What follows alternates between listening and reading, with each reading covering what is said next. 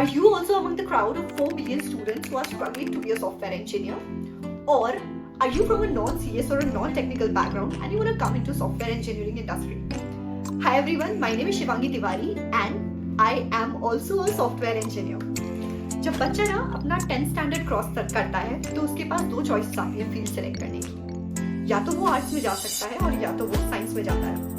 And plus 2 में science लेने वाले बच्चे के पास दो ऑप्शंस आते हैं फिर से, या तो वो मेडिकल में जाए एंड या तो फिर वो इंजीनियरिंग में जाए। एंड हम सबको पता है कि हर साल इंजीनियरिंग में एडमिशन लेने वाले स्टूडेंट्स का नंबर मेडिकल में एडमिशन लेने वाले स्टूडेंट्स के नंबर से काफी ज्यादा होता है। एंड जब एक बार आप इंजीनियरिंग में एंटर कर जाते हो तो उसके बाद आपके पास चॉइसेस आती हैं ब्रांचेस की। तो पहले का एक टाइम था कि लोग कंप्यूटर साइंस ब्रांच के पीछे पागल थे, बट इवेंचुअली वो चीजें काफी ज्यादा चेंज हो गई है। It was a time 1990s में, लेट 1990s में एक .com बबल बर्स्ट हुआ जब टेक्नोलॉजी सेक्टर में इंजीनियर्स की बहुत ज्यादा डिमांड थी। एंड क्योंकि उस समय एक्सपर्टीज की नीड थी, डिजाइन एक्सपर्टीज, बिजनेस एक्सपर्टीज और कम्युनिकेशन एक्सपर्टीज, तो उस समय सॉफ्टवेयर इंडस्ट्री ने अलग अलग डोमेन एक्सपर्टीज के लोगों को हायर करना शुरू किया। फिर ईयर 2000s में एक नया ट्रेंड चालू हुआ कि हर सेक्टर में, चाहे वो हेल्थ केयर सेक्टर हो, चाहे वो ऑटोमोबाइल सेक्टर हो या कोई भी सेक्टर, हर सेक्टर में टेक्नोलॉजी की रिक्वायरमेंट होने लगी। तो लोग डोमेन एक्सपर्टीज के साथ ऐसे लोगों को हायर कर रहे थे जिनके पास टेक्निकल स्किल्स भी हो। और अब अगर रीसेंट टाइम की बात करें तो रोज नई नई टेक्नोलॉजी इमर्ज हो रही है, चाहे वो डेटा साइंस इंजीनियर हो, प्रॉम्प्ट इंजीनियर हो, machine learning engineer, artificial intelligence engineer, cloud engineer, कोई भी नई टेक्नोलॉजी हो। तो अब सॉफ्टवेयर इंडस्ट्री और सॉफ्टवेयर कंपनीज ने ये रियलाइज करना शुरू किया कि कॉम्प्लेक्स और मल्टीफेसेटेड प्रोजेक्ट्स पे काम करने के लिए अलग अलग डोमेन के एक्सपर्टीज की लोगों की बहुत ज्यादा रिक्वायरमेंट है। So now technically both companies and individuals are flexible in choosing the branches. अब क्योंकि कंपनीज ने अपने रिक्रूटमेंट प्रोसेस से ब्रांचेस का क्राइटेरिया हटा दिया है, तो individuals are also okay in choosing the branch which they want to. कभी कभी ऐसा होता है कि बच्चों को उनके मन का कॉलेज तो मिलता है बट मन की ब्रांच नहीं मिलती, so they decide to choose a branch of their own and then साथ साथ वो कोडिंग की प्रिपरेशन करते रहते हैं। एंड ये एक सीरीज ऑफ इवेंट्स था, ऐसा नहीं है कि एक बार में हो गया। तो कंपनीज ने इनिशियली सर्किटल ब्रांचेस को इंक्लूड करना शुरू किया जिसमें इलेक्ट्रिकल, इलेक्ट्रॉनिक्स ये सारी ब्रांचेस थी, बट इवेंचुअली उन्होंने एक्सपैंड करके सिविल, मैकेनिकल सारी ब्रांचेस को इंक्लूड कर दिया कि अगर आप में स्किल सेट है तो आप किसी भी ब्रांच को बिलोंग करते हो, इट डजंट रियली मैटर, आपके अंदर कोडिंग स्किल सेट होना चाहिए, then you will be a good potential candidate to get hired. In fact मैं खुद इलेक्ट्रॉनिक्स और कम्युनिकेशन इंजीनियरिंग ब्रांच से हूँ। तो मान लो यार किसी अच्छे कॉलेज में बच्चों को उनके मन की ब्रांच नहीं मिल रही है, तो it's a easy decision for them कि वो कोई भी ब्रांच लेके पढ़ाई कर सकते हैं। साथ साथ उनके बैक ऑफ द माइंड में ये थॉट रहता है कि अपनी कोर स्टडीज के साथ साथ अगर मैं कोडिंग करता रहूंगा तो इफ आई वांट इवेंचुअली मैं सॉफ्टवेयर इंडस्ट्री की कंपनी में जा सकता हूँ, किसी भी सॉफ्टवेयर कंपनी में जा सकता हूँ। अब यार इतने लोग पागल है सॉफ्टवेयर इंजीनियर बनने के लिए, तो डेफिनेटली कोई स्ट्रॉन्ग रीजन और बहुत सारे बेनिफिट्स होते होंगे।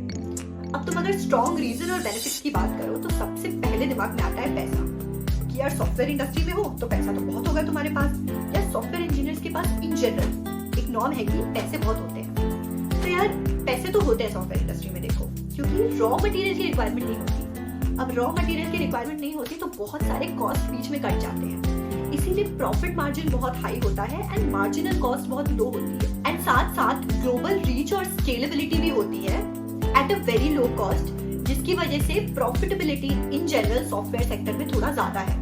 पर यार ऐसा नहीं है कि सबकी सैलरी बहुत हाई होती है। Maximum engineers lie between the salary range of 3 lakhs to 5 lakhs per year, and अगर you want to increase your salary range then you have to be really good at the work you are doing. दूसरी चीज देखो यार, हर sector में, चाहे तुम health care sector ले लो, चाहे तो ब्यूटी केयर सेक्टर ले लो या ऑटोमोबाइल ले लो, कोई भी सेक्टर ले लो, हर सेक्टर में सॉफ्टवेयर की नीड बढ़ती जा रही है, यानी कि सॉफ्टवेयर इंजीनियर्स की डिमांड बढ़ती जा रही है। अब क्योंकि डिमांड बढ़ रही है तो उसके लिए ऑटोमेटिकली सप्लाई बढ़ाने की जरूरत पड़ जाती है। एक और बहुत बढ़िया चीज है सॉफ्टवेयर इंजीनियरिंग में कि आप कहीं से भी काम कर सकते हो। आपने देखा होगा कोविड टाइम पे सारे सेक्टर्स इंपैक्ट हुए, सबके काम ठप पड़े थे, बट यहाँ सॉफ्टवेयर इंजीनियर्स अपना लैपटॉप लेने के घर पे बैठ के काम कर रहे थे। तो वर्किंग रिमोटली या वर्किंग फ्रॉम होम या working from anywhere, vacation, staycation, इस टाइप की चीजें, ये सारे पर्क्स जो है ना सिर्फ सॉफ्टवेयर इंजीनियर्स एंजॉय कर सकते हैं। बाकी सबसे important factor software engineering industry का इन ट्रेंड होने का ये है कि इसमें कंटिन्यूअस इनोवेशन होते रहते हैं। अब कंटिन्यूअस इनोवेशन, क्रिएटिविटी और डाइवर्सिटी टेक्नोलॉजी की वजह से ये सेक्टर हमेशा ही डिमांड में रहेगा। पर यार देखो, कोई भी डोमेन हो, कोई भी सेक्टर हो, ऐसा नहीं है कि सिर्फ पर्क्स ही पर्क्स हैं, सिर्फ बेनिफिट्स ही बेनिफिट्स हैं। बहुत सारे ड्रॉबैक्स हैं सॉफ्टवेयर इंजीनियरिंग फील्ड में भी, और जिसमें सबसे बड़ा ड्रॉबैक ये है कि क्योंकि हर कोई सॉफ्टवेयर इंजीनियर बनना चाहता है एंड थोक के भाव में इंजीनियर्स तुम्हें मिल रहे हैं, तो बहुत तगड़ा कंपटीशन है इस फील्ड में। यानी एक से एक कोडर्स भरे पड़े हैं, एक से एक टेक एंथुसियास्ट भरे पड़े हैं, तो तुम्हें ना वो टॉप 1% मार्जिन में पहुंचने के लिए ना बहुत ही बढ़िया होना पड़ेगा अपनी फील्ड में, या बहुत ही बढ़िया कोडर होना पड़ेगा, तब जाके तुम वो टॉप 1% सॉफ्टवेयर इंजीनियर्स की कैटेगरी में काउंट होगे। दूसरी चीज, जैसे अभी मैंने इनोवेशन की बात करी, तो इस सेक्टर में हर रोज नई टेक्नोलॉजी आ रही है। तो ऐसा नहीं है कि तुमने एक टेक स्टैक को सीख कर जॉब ज्वाइन कर ली तो बस तुम उसी में काम करते रहोगे। It's very important for you to keep you updated every time. जैसे जैसे नई टेक्नोलॉजी आ रही है, जैसे जैसे नए टेक स्टैक्स बूम कर रहे हैं, जैसे जैसे नए ट्रेंड्स आ रहे हैं, तुम्हें खुद को अपडेटेड रखना पड़ेगा, अदरवाइज तुम्हारी need in the industry will start degrading eventually. बाकी एक और ड्रॉबैक जो मैं जरूर मेंशन करना चाहूंगी कि यार इंजीनियर्स की लाइफ ना बड़ी मोनोटोनस हो जाती है। सुबह सुबह उठो, अपना बैग पैक करो, लैपटॉप रखो, ऑफिस निकल जाओ, ऑफिस में लैपटॉप खोलो, स्क्रीन के सामने बैठ जाओ, टक टक टक टक काम करो, बीच में थोड़ा बहुत गपशप करने के लिए उठो, उसके बाद शाम को फिर बस्ता पैक करो, वापस घर आ जाओ, फिर से लैपटॉप चेक करो कि कहीं फिर से कोई मीटिंग तो नहीं है, वो मीटिंग अटेंड करो, खाओ पियो और सो जाओ। तो यार थोड़ा बोरिंग तो हो जाता है, और एक हेल्दी लाइफस्टाइल के लिए और एक बढ़िया लाइफस्टाइल के लिए एक्स्ट्रा एफर्ट करना पड़ता है।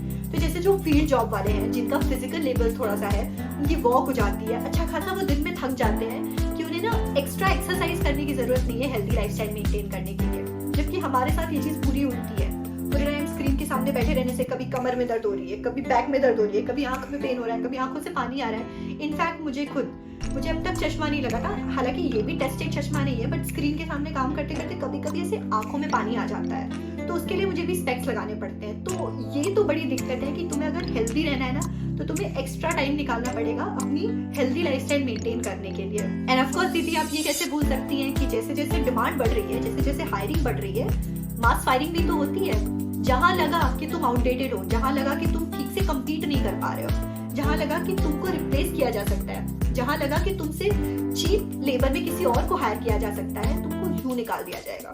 तो ये बहुत बड़ा ड्रॉबैक है कि अगर तुम अपडेटेड नहीं हो, तुम अपनी स्किल सेट में प्रोफिशिएंट नहीं हो, तो तुमको इंडस्ट्री में सस्टेन करने में थोड़ा सा स्ट्रगल करना पड़ेगा। So technically to sustain in the software engineering industry, you should be really good at the work which you are doing. So आज का वीडियो बनाने का मेरा मोटिव ये था to present in front of you a clear picture कि why people are crazy about coming into the software engineering industry, and क्या ऐसे पॉइंट्स हैं जिन्हें वो कंसिडर करना भूल जाते हैं when they want to come into the software engineering industry. And after considering all the points, if you are still interested in going into the software engineering industry, then मैंने खुद एक Tier 3 कॉलेज से होने के बावजूद 13 offer letters crack किए हैं, and उसका मेरा एक पूरा डेडिकेटेड वीडियो है, तो वो वीडियो आप बिल्कुल चेकआउट कर सकते हैं, वो आपके लिए बहुत हेल्पफुल होगा। मैं लिंक डिस्क्रिप्शन में और आई बटन पे दे दूंगी। सो अगर आज का वीडियो अच्छा लगा है, so don't forget to hit that like button, share it to your friends and family, and subscribe to my channel. And don't forget to hit the bell icon so that you get notified whenever I post my new video. Thank you so much.